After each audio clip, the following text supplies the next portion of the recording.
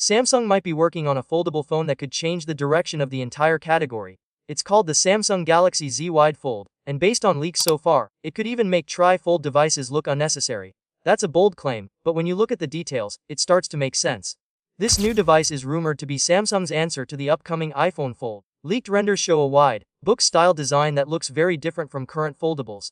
Instead of being tall and narrow, this one is shorter and wider, more like a tablet when unfolded. Some people love this idea, others think it's strange and unnecessary. But here's a different way to look at it. The Galaxy Z Wide Fold might actually be a smarter alternative to tri-fold devices. Those are the phones that fold in three parts, like the Huawei Mate X-T or Samsung's own Samsung Galaxy Trifold. Tri-fold phones sound impressive, but they come with serious downsides. They are usually heavier, more expensive, and more fragile because of the extra moving parts. And while they offer a large screen when fully opened, they also require more steps just to unfold and use. Now compare that to the Galaxy Z Wide Fold. Leaks suggest it will use a 4:3 aspect ratio, which is the same ratio used by most tablets. That means when you open it, you get a screen that feels natural for watching videos, browsing, or multitasking. It's closer to a real tablet experience, not a stretched phone screen.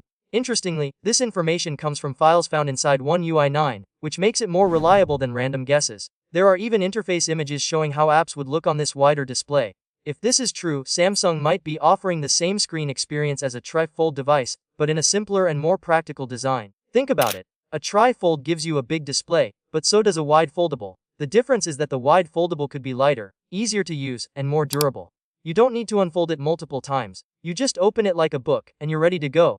That alone could make tri-fold phones feel unnecessary before they even become mainstream.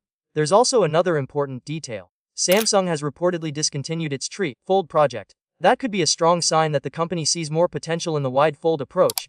But this doesn't mean the Galaxy Z Wide Fold is perfect. There are still some real concerns. For example, when the phone is folded, the outer screen could have an unusual 23 aspect ratio. That means it might feel too wide when you hold it like a normal phone.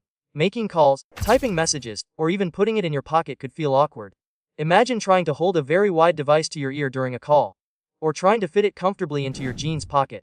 These are small things, but they matter in daily use. Another question is whether people even need this kind of device. Most people use tablets in very specific situations, like watching movies on a plane or relaxing at home. Do we really need a tablet that folds and fits in our pocket? Maybe sometimes, but probably not all the time. That's why many users might still prefer a regular smartphone for everyday use. So will the Galaxy Z Wide Fold be a huge success?